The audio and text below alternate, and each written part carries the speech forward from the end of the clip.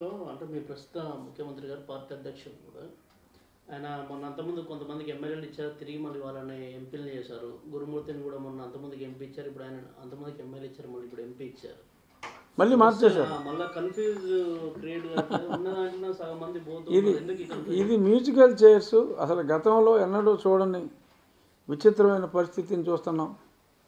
ఆ గురుమూర్తి గారిని తీసుకెళ్ళి ఎమ్మెల్యే చేసి సత్యవేడు ఎమ్మెల్యే గారిని, కోనేటి ఆదిమూలం గారిని తిరుపతి ఎంపీ ఇస్తే నాకొద్దు ఈ ఎంపీ, నాకు ఎమ్మెల్యే కావాలి అని చెప్పి మరి ఆయన ఎంపీ పోస్ట్ని తిరస్కరించి మరి ఆయన లోకేష్ గారిని కలిసి పార్టీ వీడే పనిలో ఉన్నారని చెప్పి చూసాం.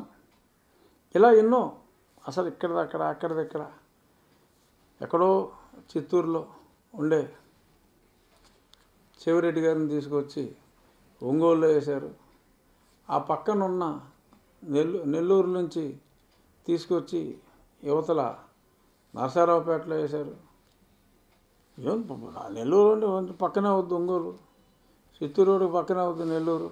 అలా కాదు, ఎక్కడెక్కడో తీసుకెళ్ళి ఎక్కడెక్కడో వేయటం, క్యాండిడేట్లు దొరకకపోవటం. మరి చూస్తే మరి నా దగ్గర కూడా ఇప్పుడు దాకా వాళ్ళ క్యాండిడేట్ దొరకలా. రోజుకో పేరు, ఒకరోజు గోకరాజు గంగరాజు గారు, ఇంకో రోజు గోకరాజు గంగరాజు గారు, రంగరాజు గారు, ఇంకో రోజు రంగరాజు గారు చిన్నాన్న. సరే, వారు ఒప్పుకోలేదు, నా బంధువులు కాదన్నారు. ఆ తర్వాత రంగనాథరాజు అన్నారు, ప్రసాదరాజు అన్నారు, ఎవరు సాక్షి టీవీలో పనిచేసిన జర్నలిస్టు పేరు, ఒక లేడీ పేరు చెప్పారు, ఒక రాజులమ్మాయి. ఇలా రకరకాలుగా నిన్నదో వెంప కాశీ అని చెప్పి, వెంప కాశీరాజు అని చెప్పి అతని పేరు వచ్చింది. ఏదో పెట్టుకుంటారు నాయన, అంతే తప్ప. మీ పేర్లు కూడా పెద్ద ఎత్తున వార్తలలో వచ్చాయి. వాళ్ళంతా కూడా 13 మంది ఎంపీలను డిసైడ్ చేశారు. అందులో మీరు మళ్ళీ నరసాపురం నుంచి ఈసారి తెలుగుదేశం పార్టీ నుంచి పోటీ చేస్తారని పెద్ద ఎత్తున అన్ని ఛానల్ నుంచి కూడా